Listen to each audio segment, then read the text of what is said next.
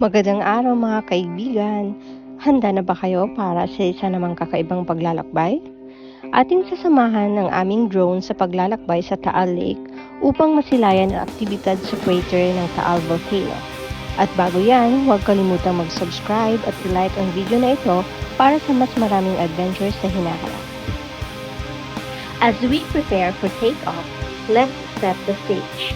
Taal Volcano, located in the Philippines, has been exhibiting signs of increased activity recently. Today, we'll take you on a journey across Taal Lake to capture the ongoing activity at the Taal Volcano Crater. Our drone will take us where no human can safely venture.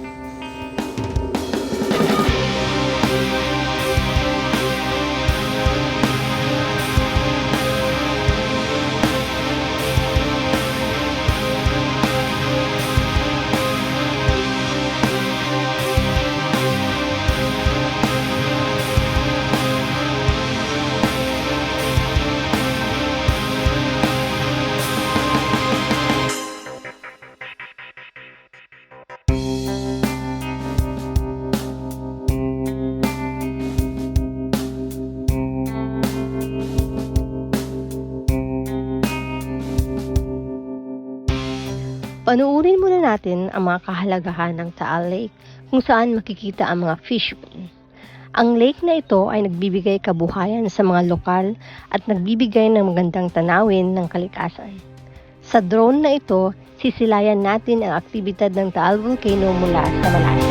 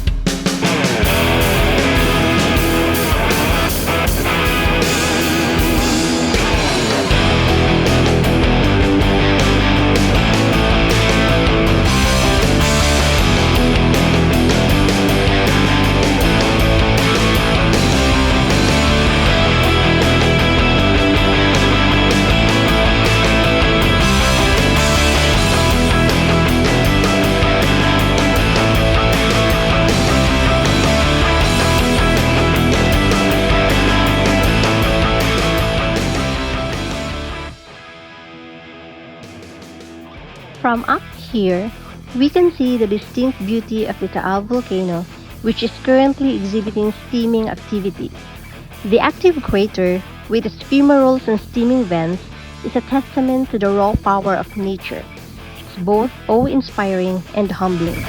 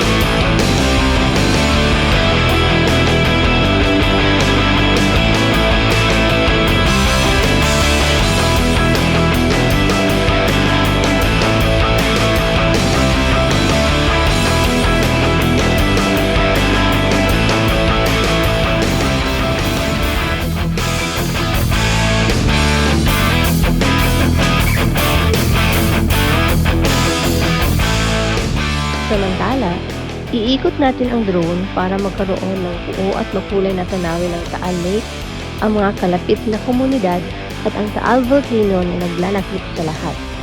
Isa itong kakaibang paglalakbay na hindi malilimutan. At dito po nagtatapos ang aming paglalakbay kung saan sinubukan nating masilayan ang aktibidad sa crater ng Taal Volcano. Ang Pilipinas ay puno ng kakaibang ganda at kalikasan. Subalit ito ay nagpapamalas din ng kapangyarihan. Kung nais ninyong masilayan ang mga ganitong kaganapan, huwag kalimutang mag-subscribe at like ang aming channel. Hanggang sa susunod na paglalakbay!